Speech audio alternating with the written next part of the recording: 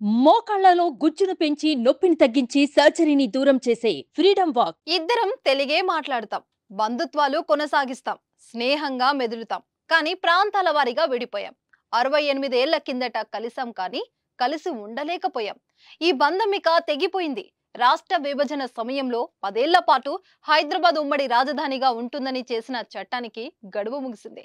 ఇంకా 10 ఏళ్ల పాటు కొనసాగించాలని డిమాండ్ వచ్చినప్పటికీ రాజకీయ పార్టీలు సైతం ఆసక్తి చూపలేదు.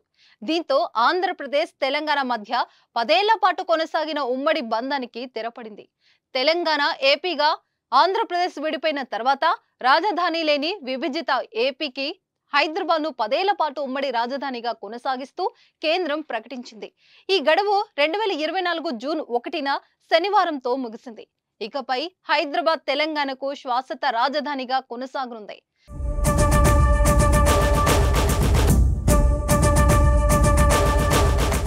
విభజన చట్టంలోని సెక్షన్ 8 ప్రకారం హైదరాబాద్ ఉమ్మడి రాజధాని ప్రాంతంలో పౌరుల ప్రాణ, ఆస్తి, రక్షణ, భద్రతను కాపాడే బాధ్యతను గవర్నర్ కు అప్పగించారు. ఇప్పటి గడువు ముగియడంతో ఈ బాధ్యతను ప్రభుత్వం చూసుకుంటుంది. ఏపీకి హైదరాబాద్ ఉమ్మడి రాజధానిగా ఉన్నప్పటికీ విభజిత ఆంధ్రప్రదేశ్ తొలి ముఖ్యమంత్రి చంద్రబాబు నాయుడు 2015లోనే అమరావతిని రాజధానిగా ప్రకటించి పాలన అందించారు.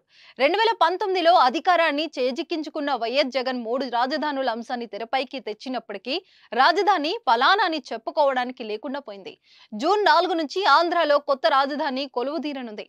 అయితే కూటమి అధికారంలోకి వస్తే అమరావతి రాజధానిగా కొనసాగే అవకాశం స్పష్టంగా ఉంది. అలా కాకుండా వైసీపీ తిరిగి అధికారంలోకి వస్తే విశాఖ పాలన రాజధానిగా కొనసాగుతుంది. వైజాగ్ నుంచే ప్రమాణ స్వీకారం చేస్తానని ఇప్పటికే జగన్ ప్రకటించిన విషయం తెలిసిందే. మరి చూద్దాం ఏపీకి రాజధాని ఏమవుతుందో.